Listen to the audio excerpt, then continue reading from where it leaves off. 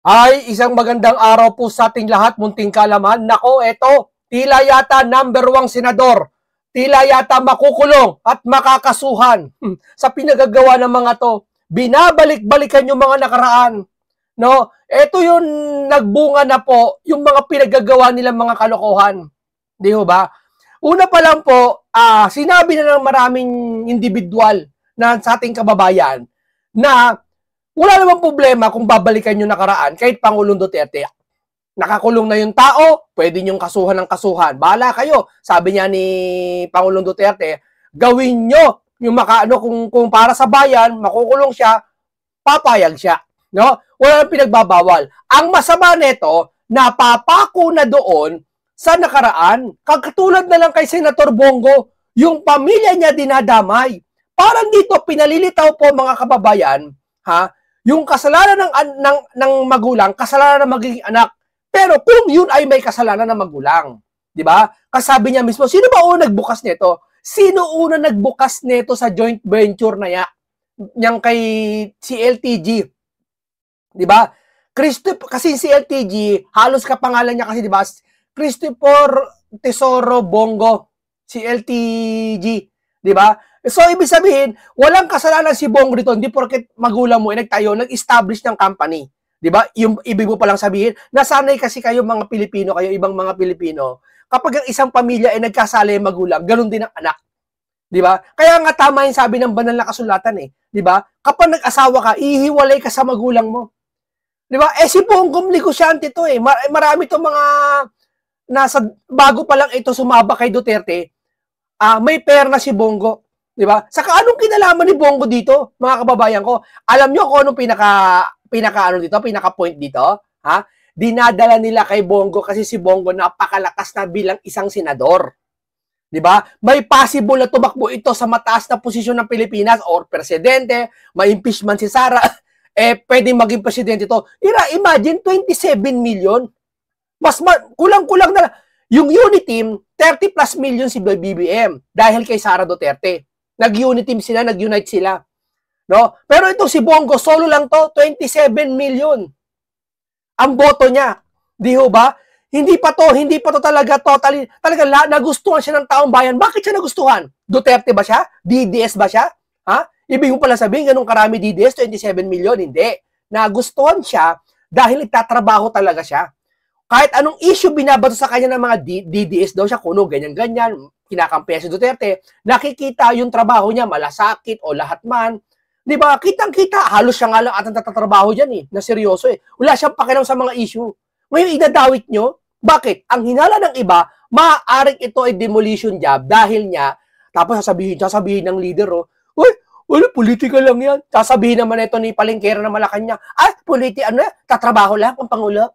Tamo, ito na naman ang ano niya. Ihanda nyo yung mga gamot nyo na pampa-high blood. Dahil ma-high blood kayo dito kay Auntie Claire sa mga sinasabi niya. Talagang talagang yung sinasabi niya, hindi natin nakikita. Di ba? Yung sinasabi niya, hindi ko lang sa niya hinugot. No? O ngayon, ito nga siya sabi natin si Bongo, tinatarget na ngayon kasi maaari tumakbo sa mataas na posisyon eh. Pwede. Ibig sabihin, sure na nila, kailangan sila school bukol maging ng SP para, tapos si ombudsman maging ganyan, makaupo dyan, para halo na, luto na lahat. Wala na ma-impeach na si Sara, mababa, at kung may tatakbo man si Bongo, sisiraan. Di ba may balita ka si Torre, tatakbong pagka mataas na posisyon, anong ginawa? Binaba kagad. Chismis lang yun ha. Ito, painggan natin ang binara ni Corina Sanchez Rojas, tila ito si Claire Castro. Panoorin natin ha.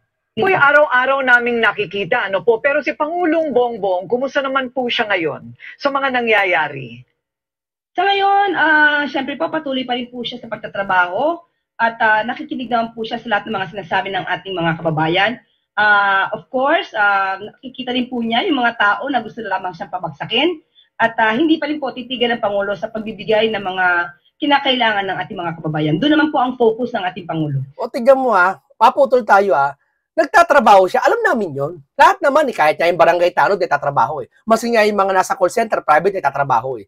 Wala naman sinabi hindi siya tatrabaho eh. Nga lang, habang tatrabaho siya, wala siyang pakialam sa nangyayari, ma'am. Yun po ang sinisilip. Sa kayo siya, sabi mo, pinakikinggan siya, pinakikinggan naman yung taong bayan. Ma'am, wag po kayo wag po kayo basta-basta magsaseta na hindi kayo nag-iimbestiga. Alam mo bakit? Yung ICI, sinasabi ng ibang mga religious group, malalaking tao nagsasabi, iba't ibang individual, ma'am, no? Sinasabi, ang ICI, isa publiko nyo na yan. Wag ipribado yan. Kayo sinasabi sa presidente ba? Di ba sa presidente? Kayo sinasabi sa'yo? Nakikinig ba ang Pangulo? Kung sinasabi mo nakikinig ang Pangulo, yung ICI na yan, una pa lang, sinabi ng taong bayan, isa publiko, ba't hindi naman isa publiko? Kung nakikinig talaga ang Pangulo, ma'am. Kaya yung sinasabi mo nakikinig, hindi namin maramdaman, hindi namin makita, hindi namin marinig. Sa kahit anumang sense ng tao, hindi namin maramdaman, ma'am. Ewan ko sa mo nabalitaan yan. So bagay, marami pong pwedeng tanungin sa inyo tungkol kay Pangulo. Pero dito muna tayo sa pinakahuli kung yan po ay iniinda ni Pangulong BBM sa mga pinagsasabi ni VP Sara laban sa kanya at sa investigasyon ng ICI sa flood control scandal. Ano po ang inyong masasabi rito? Hindi po iniinda ng Pangulo kung ano man ang sinasabi ni VP Sara. Dahil alam po natin, alam din po ng Pangulo na wala naman pong mangyayari at wala naman pong ibang sasabihin ng Vice Presidente kundi paninira sa kanya. Paninira sa ating Pangulo, paninira sa administrasyon. Wala naman po yata tayo nadinig na maganda mula sa bibig ng ating Vice Presidente na pupurihin kung anong ginagawa ng Pangulo. Lahat yan. Ma'am, hindi. Nararamdaman kasi namin, ma'am, yung siya sabi ni Sara totoo. Bago pa lang sabihin po ni Sara, alam na namin po yung totoo. Ngayon, si Sara, nag-second demotion na lang yan. Kaya alam po namin, wag kayo magsasalita ng hindi nyo alam, ma'am. Walang ginagawa ang Pangulo. Samantalang... Wala naman po talagang ginagawa eh. Nagtatrabaho siya, ma'am. Iba kasi yung ginagawa sa nagtatrabaho, ma'am. Tandaan nyo yan. Yung trabaho kasi, ma'am, normal yun. Di ba? Pero yung may gagawin siya, ma'am, alin ba yun? Kaya nga isang presidente, hindi mawawala ang problema ng bansa. Andyan yung problema, andyan yung mga korupsyon, andyan yung mga katiwalian. Yun ang sinasabi may gagawin dapat. Sinasabi niya, wala siyang, hindi siya ano dyan eh. Safe na safe. Para ba siya sabi niya, ay wala ako dyan. May hangganan, hindi makakarating sa Malacanang yan. Pwede ba naman yun? Kayo ba nag-i-impose ang budget? Kayo ba nagtatapos ang budget? Tapos wala siyang alam? Hindi naman namin hinihingi lubos eh. Yung dapat may alam siya ng todo. Dapat wala siya mangingialam siya dyan. Sample lang itong ICI, ba't di may sa publiko? Si Saldico, bakit hindi mai-cancel kagad yung passport? Hindi kagad maipauwi. Samantala yung ibang mga pugante napapauwi kagad dito. Sa kakayahan nila. Ba't si Saldi parang hindi yata? Wala eh. O yung mga congressman na pinangalanan, ba't hindi imbestigahan? Yung mga na-identify na congressman, hindi ko ipapangalanan na contractor, bakit hindi kagad ipatawag dyan? Ni isang anino nila, hindi makita dyan eh. Si Bongo inuuna. Anak lang to ng tatay niya, ng magulang niya. Sige nga, ma'am. Sige, totoo ba yung siya sabi nyo? Yun ang sinasabi ni Sara eh. At sinasabi namin eh. Sino siya nagsasabi na papababay ng presidente? Walang ganun, ma'am. Mga ibang grupo meron. Pero si Sara inamin niya, hindi siya pinapababa ang presidente. Hinahanapan lang niya ng resibo. Dami-dami na po natin nakikita, mga kababayan natin. Nakikita na kung ano po talaga ang ginagawa ng Pangulo para sa ating bayan. Ayun. So kumbaga parang kalaban na talaga ang tingin kay VP Sara ng administrasyon. Hindi po kalaban, pero hindi po siya pinapansin sa kanyang mga sinasabi, lalo po ito ay walang ebidensya. Hindi lang si Sara hindi pinapansin. Lahat kami hindi pinapansin, ma'am, ng Pangulo. Kasi kung pinapansin kami, yung panawagan na matataas na nasa taong lipunan na ang ICI isa publiko, isang linggo na, wala pa rin. Hindi totoo yan, ma'am. Pasensya na kayo. Walang resibo. Siguro kung makakapagpakita man siya, kahit katiting na resibo, sa kanyang mga pinagsasabi. Yung baha nga, ma'am, resibo, ano ba? Ano ba gusto niyong resibo? Yung baha nga, obvious naman, ma'am. Ano bang resibo siya sabi mo? Baha, Pilipino, dami mga namatay sa leptospirosis. Hanggang ngayon, lubog yung ibang Bulacan. Hindi ko lalaman, hindi ko sigurado sino sa Bulacan dito na may lubog pa rin hanggang sa baha. O kaya may baha pa rin kahit hanggang sa buko-buko man lang. Mawin ng resibo. Kasalanan ba ng Pangulo yun? Hindi kasalanan ng Pangulo yun. Presidente lang siya eh. Anong pinakadahilan bakit may tiyatawag resibo tong baha na to? Bakit? Doon sa anomalya na ito, wala mapanagot, hindi mapatawag. Ulitin na naman sinabi ko kanina. Tapos sabi niya, wala siyang kinalaman? Sus, mama. pwede pang magkaroon at mag-reason out. Pero kung Sabi niya nakaraan na overwhelm lang. 5,500 flood control na overwhelm lang. Ang flood control project, nandiyan, sabi niya, na overwhelm lang. O sige, so, tanggapin namin na overwhelm pero meron. Tama, sinabi niya eh. So, ibig mo palang sabihin yung una niyang pahayag na na-overwhelm lang at merong flood control. Ibig sabihin, sisinungaling siya. Kasi sinabi niya ngayon, ngayon niya na nalaman. Sa tingin niyo, ma'am, aminin niyo, nagsinungaling yung Pangulo, hindi niya alam sinasabi niya. Dalawa lang yun eh. Kasi kung alam niya sinasabi niya, una pa lang natuklasan na niya na may flood control na anomalya. Hindi sinabi niya eh. Tahasan niya sinabi. Na-overwhelm lang. Ang flood control, 5,000. Andyan, ang flood control, na-overwhelm lang. O sige, paliwanag mo yun, ma'am. Di ho ba, mga kababayan, tama ba sinasabi natin? mga haka-haka at mga walang kakwenta-kwentang kwento. Hindi kwento, ma'am, huwag ka magsabi na walang kakwenta-kwentang kwento, ma'am, sa panahon ngayon, ma'am. Siya presidente, ma'am. Yung department, halimbawa, department ng health, department ng veterinary, department ng budget, department ng... Ma'am, pag nagkasala yung staff nung tatanungin, yung department head. Halimbawa, ikaw, anak mo, nagkasala, siya tatanungin, yung kapitbahay mo, tatanungin namin. Ikaw ang tatanungin namin. Tapos sabihin mo, wala akong kasalanan dyan. Wala kang kasalanan dyan. Walang siya sabi may kasalanan. Ang sa amin lang, at nila Sara, sabi niya, hindi nang pinapababa si Presidente, ano naman niya, makipagtulungan siya, ano naman siya, gumawa naman siya, may gawin man nan siya action dito. Ano yun? Si Saldi, asa na? Di ba? Yung mga congressman, nakikilam ba siya? Sa panahon ng Pangulo, nangingilam ang Pangulo dyan. Ipatawag yan. Pangulo pa rin sasabi, bibigyan kita 3 araw, pag hindi ka nagpakita, huhulihin ka na. Di ba? Anong ginagawa ng, nahuhuli. Kasi yung Pangulo, nagsasalita, siya, trabaho lang. Di ba? Hindi po naaalarma ang Pangulo sa mga ganyan. May mga nagsasabi po, bakit kaya natitiis ng Pangulo na walang aksyon laban sa mga nagsasalita ng ganyan laban sa kanya? Ito po ba ay nasa batas na the Vice President is free to speak against the President at any time? Hindi po lahat ng tao mayroong karapatang magsalita. Lahat po tayo may karapatan na magsalita ng tama. May karapatan po tayo because of... Hindi daw lahat ng tao may karapatan magsalita, pero lahat tayo may karapatan magsalita ng tama. Ganon din yun, ma'am eh. Napaikot mo kami. May sinabi ba si Sarang hindi tama dyan na minura kayo? Meron ba si Sarang, nag-invento dyan?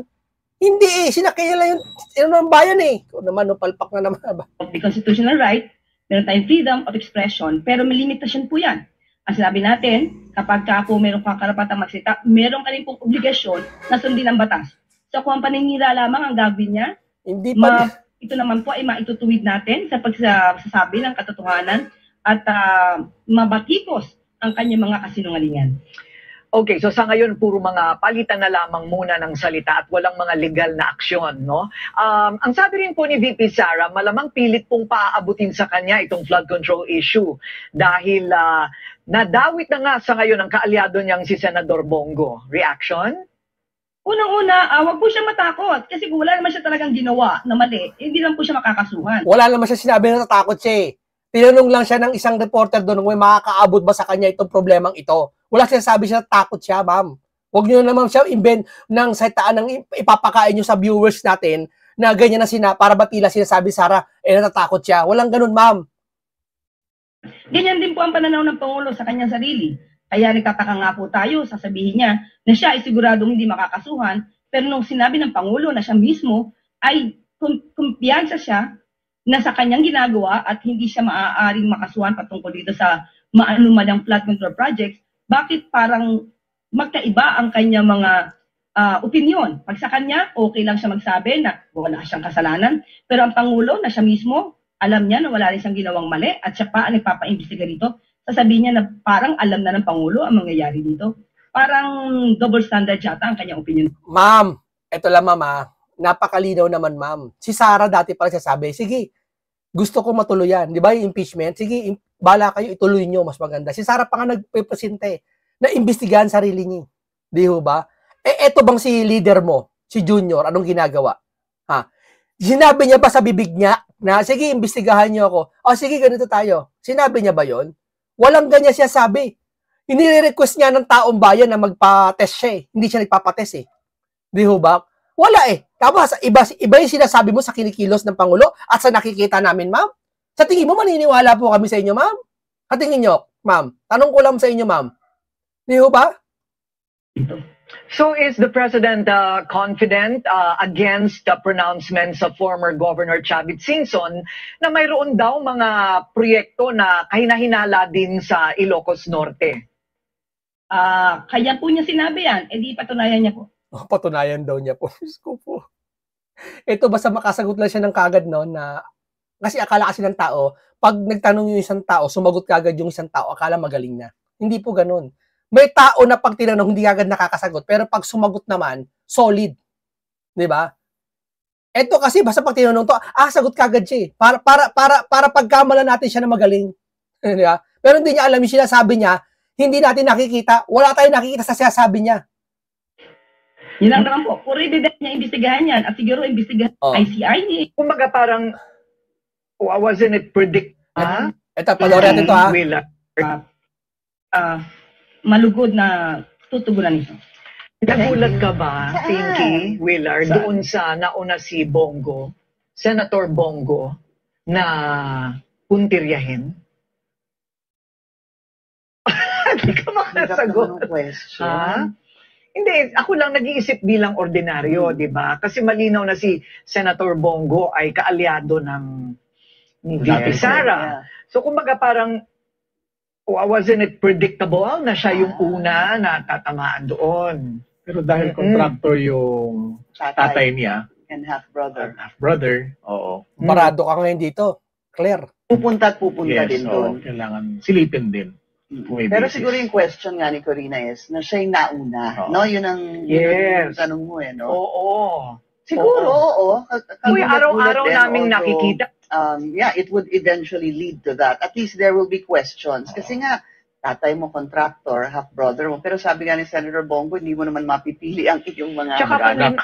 Tsaka kung hindi naman. Diba? Alam nila na talagang inuuna. Inuuna po ang Senator Bongo. Ang bait-bait ni Senator Bongo eh. Malaga man lahat tayo, may kasalanan, may kalokohan tayo. Wala tayong dapat na aminin na wala tayong kasalanan. Walang tao dito makapag-aamin na ako'y walang kasalanan. Lahat tayo may baho. Pero sa pagkakataong ito, uunahin mo si Bongo, 2017 pa sabi niya eh. Yung tatay niya dyan eh. Sisisihin mo, Duterte. Di ba? May sinabi pa si Claire, no? May sinabi pa si Claire. Balikan natin sinabi ni Claire. Sinabi ni Claire dito. May sinabi si Claire yung kay Saldi ko. Ito. The pronouncements of... So, dapat talaga niya imbestigahan yan. At siguro imbestigahan. Kaya po niya sinabi yan. Edi patunayan niya po. Pakinggan niya. Puro ebidensya lang. Katulad ng sinabi ni Vice Presidente, patungkol doon sa mga anomalyang laptop. Yung procurement. Tandaan po natin, 2021 yan. Nangyari. So, ibig sabihin, yung mga anomalyang laptop na pagbili, sa panahon ng kanyang ama. Tamo? Duterte na naman ang inaano neto ni Claire. Ni Auntie Claire. Ma'am, yung laptop na yon panahon ni Duterte. Pero hindi si Duterte yon. Parang gusto niyang palabasin sa mga viewers niya, madaya yung pandinig. Panahon ng kanyang ama. Sino ba yung tinutukoy sa laptop? Si Saldi. Ibig ko pala sabihin, ma'am, itatanggol mo si Saldi sa pagkakataong yan, ma'am. Yun ang amin na Luzon, Visayas, Mindanao. Mga OFW, mga PW lahat. Yun ang pangunawa namin. Mga senior. Na parang sa punto mong yan, pinagtatanggol mo si Saldi. Tamo, iniuugnay na naman niya mga Duterte. Oo, siyempre sa panahon ng Duterte yun. 2022 eh. Panahon ng Duterte yun. Pero sino ba yun? Si Saldi yun eh. Para bang lumalabas? Pinagtatanggol niya si Saldi. Doon sa laptop na yun. Napakinggan niyo mga kababayan. Nadudulas siya, hindi niya unawaan eh. Nahahalataan ka ma'am na kayo magkakampi dyan. Ni Tamba, ni Saldi. Di ba? Napaghahalatan kayo. Haka ko yan ha. So, balik tayo dito. Na naging issue to 2008. Pahinga natin si Bongo. Naging issue to 2018 bago mag-eleksyon, naging issue. Bago mag-eleksyon ng 2022, hindi naman ako tumakbo, naging issue ng 2021. Bago nag-eleksyon 2025, kinasuhan ako 2024. Mapigilan mo bang may negosyo sila? May mga negosyo po, kahit sino sa atin, may mga negosyo po ang pamilya natin. Wala pa ako sa mundong ito. May negosyo na po ang pamilya ko. Ang tanong po dyan, Nakialam ba ako, binigyan ko ba ng pabor ang aking kamag-anak? Yun. Hindi. Galing. Nakinabang ba ako sa negosyo nila? Hindi. Tama, Bongo. Because I observe delikadesa. At hindi ko po babaguhin yung aking prinsipyo, yung delikadesa po. Kung may kasalanan sila, hindi ko naman mabigyan ng negosyo. Kung anong mga negosyo pinasukan nila, uso po yung name dropping. Kahit sino nun, ilang beses ko nang sinabi rito sa hearing, pag ginamit yung pangalan namin ni former President Duterte, consider it denied. Kasi marami pong mga nag-name drop, nakakilala. Oo, kasi uso na kasi name drop ngayon eh. Paano dinadaya nila yung tao? Paano nila dinadaya yung tao? Di ba? Uso name drop ngayon eh. Isipin mo, number 1 senator to. Demolition job talaga gagawin dito. Di ba? Number 1 senador to. Tapos, sabi ng iba, kakasuhan daw to, makukulong daw to. Kung mapatunayan doon nakasama. Bakit yung pinipilit nakasama siya? Nanay niya yun. Si Cain, pinatay si Abel. Hindi kasalanan ni Adan. Tandaan nyo yan. Hindi kasalanan ni Eva. Nung patayin ni Cain si Abel. Tandaan nyo yan. Diba? Ganun din to, reverse nyo lang. Hindi kasalanan ng magulang. Ang anak, ang pagkakasala ng kung sakali may kasalanan ng magulang. Hindi ho ba? Magpa-picture na ganito. Walang katapusan po yan na issue. Habang nandito po kami sa gobyerno, walang katapusang issue po yan na gagawin sa amin. Kaya ako, inunahan ko na lang po. Meron silang nagsasabi na may magpa-file na naman next week ng kaso, katulad nung kinaso last year, kaso against itong sa pamilya ko na naman. Mapili ko ba yung kamag-anak ko? Kung pwede lang pumili ng kamag-anak, papalitan ko yung kamag-anak ko. Makapili ba tayo ng kamag-anak? Siguro hindi po titigil ito unless na palitan ko yung kamag-anak ko. Or, kunin ng Panginoon yung kamag-anak ko, yung tatay ko. Hindi po ako papayag na manghihimasok po sila sa trabaho ko. Ako po ay isang senador, hindi po ako negosyante, hindi po ako kontraktor. Tatrabaho lang po ako para sa Pilipino. Ngunit ang issue po rito ngayon ay sana po huwag malihis po yung katotohanan.